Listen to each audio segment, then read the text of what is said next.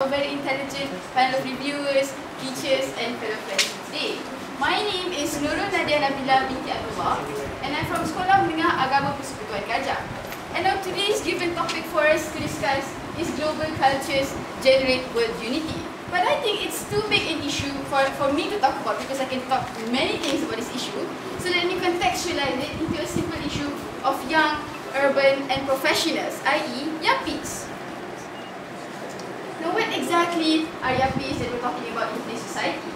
A dictionary defines yuppies as a young college-educated adult who has a job that pays a lot of money and who lives and works in or near a large city. Well, in my opinion, yuppies is a term coined together that stands for young, urban and professionals. And yuppies are a booming global culture that students, whether they realize it or not, want to be one. After all, yuppies is a very clear image that portrays someone being successful, someone being liked by everyone in society. So obviously, everyone wants to be successful. Obviously, everyone wants to be liked. Hence, making yuppies a very huge global culture, especially among teenagers. So now let's delve further into what exactly yuppies are. There are three main aspects to how I define a yuppie in today's society. And the first aspect is the young aspect. It's a very crucial aspect in being a yuppie. And the age group 20 to 45 is categorized as young. Why? Because I believe that between these age groups, students set their targets or goal most at this age. Students dream or plan their future most during 20 to 45. Let me give a simple example. If I wanted to be a doctor, I wanted to be a neurologist to be more exact. So to be a medical practitioner first, I probably want to be one by the age of 57, 26, and probably have my own specialty my specialist by the time I'm 33. And I also want to open up, if possible, my own clinic or my own hospital by the age 43. So it shows that during this age group, students plan their futures the most. Students aspire their future the most. Hence making them the ideal age for young. And the second reason is that I believe that the physicality and the physiology of this age group are in their prime, are at their best. You don't get diseases like heart attack, stroke, arthritis during this age. So that you can be productive at most at this age group. And the third reason is because the student's level of maturity is at its zenith, whereby they can think rationally and make decisions correctly. So another second aspect is the urban aspect. It's an aspect that touches on the geographical conditions of a person. It's usually associated with people who live in towns and cities, Kuala Lumpur, Beijing, London, Melbourne, New York City and others.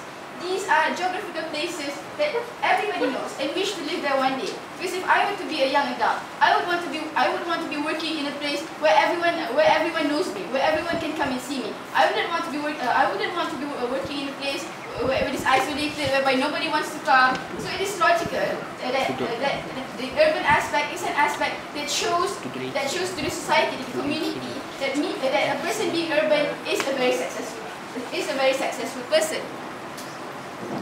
Now the last aspect is a professional aspect. It's an expert or professionals are experts or skilled, especially in one particular field. Doctors, engineers, accountants, and other white-collar occupations, people who do administrative and managerial work, lecturers, for example, are also professionals. So, by wanting to be a professional is meaning that students have the internal drive to succeed.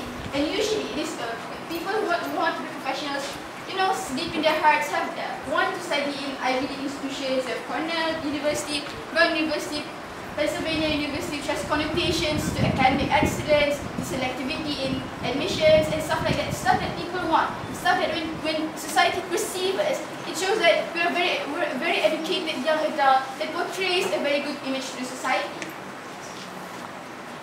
So, to answer the main question, to answer the main issue of my contextualization for today is that how can yuppies generate world unity?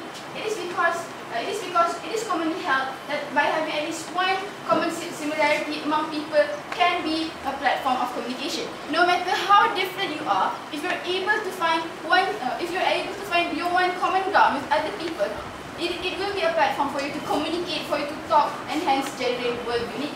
But in this context, students wants to be a yappy, i.e. have the internal drive to succeed in their life, will be able to communicate with people.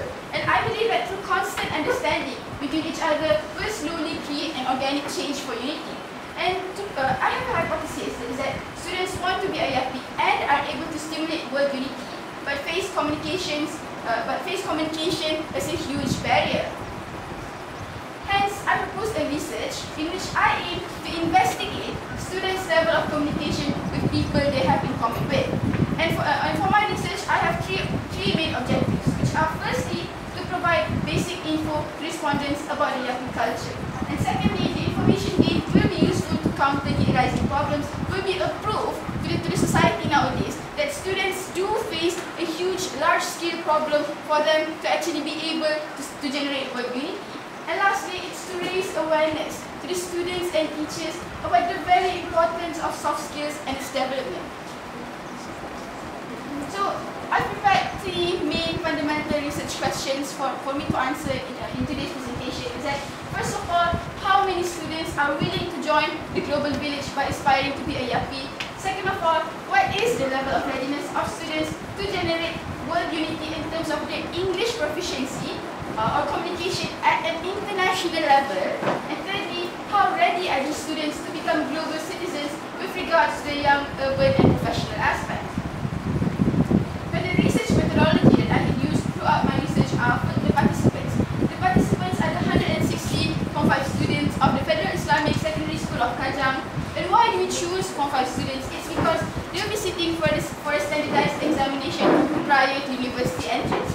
Hence, making it very imperative for them to get the basic info, to get the basic knowledge of what they're going to face outside. This is what they're going to need. This is the soft skills. The soft skills that they're going to need. The ability to think critically and creatively. So with this research, we hope to aid the students. To show them that to go outside, to face the world outside, you need to have this. The research instrument is a survey method by using a questionnaire. And in the questionnaire that I have prepared, there are 4 sections for the communication aspect, young aspect, urban aspect, and the professional aspect. And there are 10 items each. And the analysis of data will be done in percentage calculation. So these are so based on the research, this is what I have gained.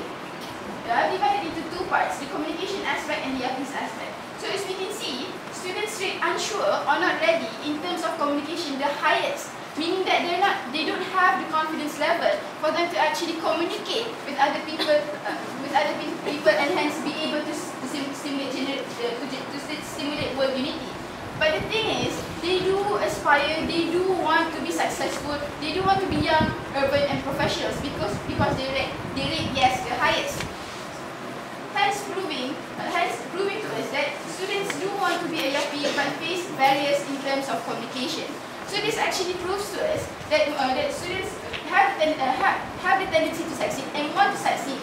But when it comes to global unity, when it comes to their ability to talk to other people, to be able to communicate, they face problems. And we, as a part of society, need to help them.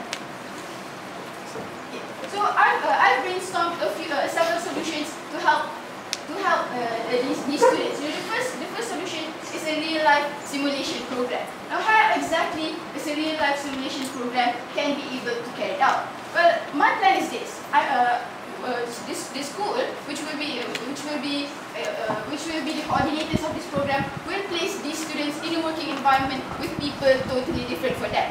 Okay, let me give a simple situation. The school wants the students to raise funds for sports day or for teachers day, and the school should put in people very different from them. For example, people part of the LGBT society.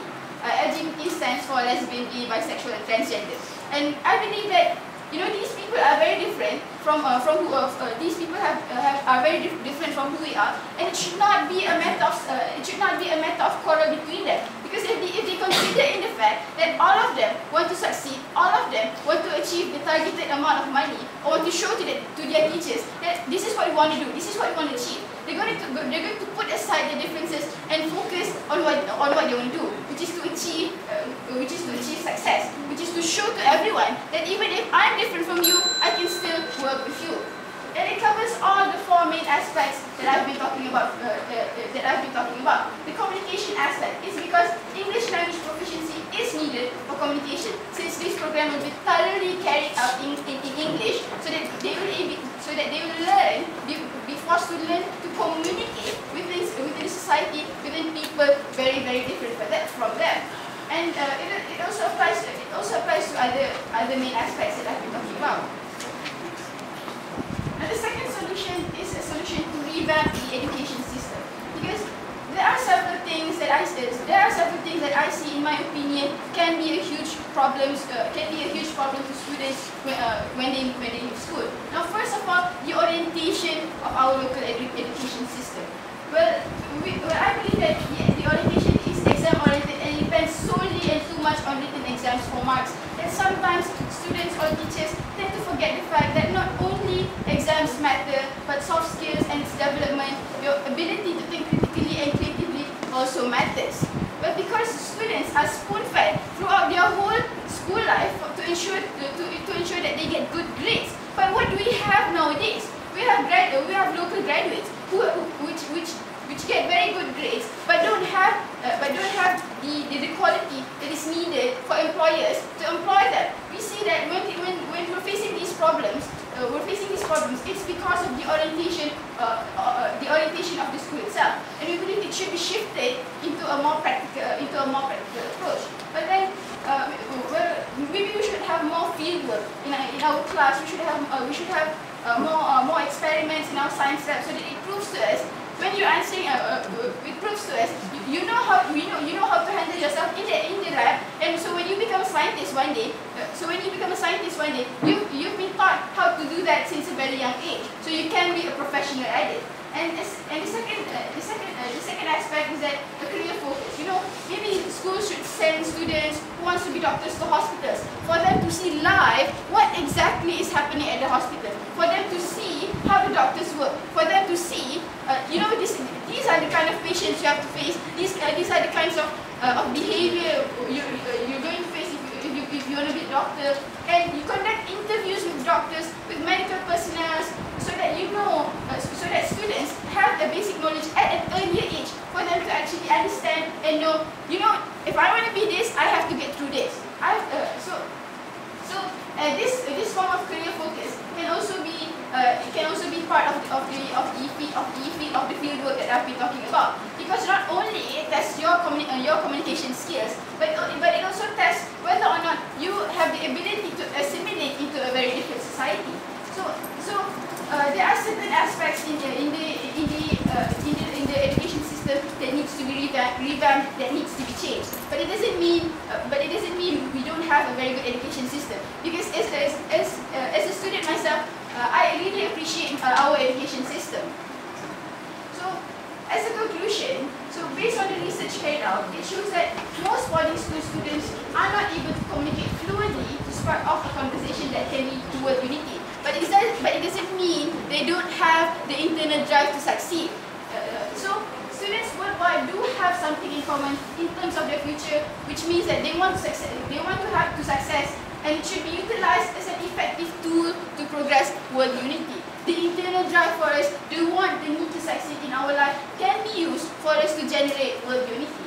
And in my opinion, even if we have a very simple, very small similarity and very huge differences between us, it doesn't matter. Because in life, it's all the small things that matter. It's all the small things that make us happy. Seeing each other smile to each other, it's a very small thing, but it makes us happy when we go about our day. So therefore, all parties involved should take the necessary actions to overcome this problem.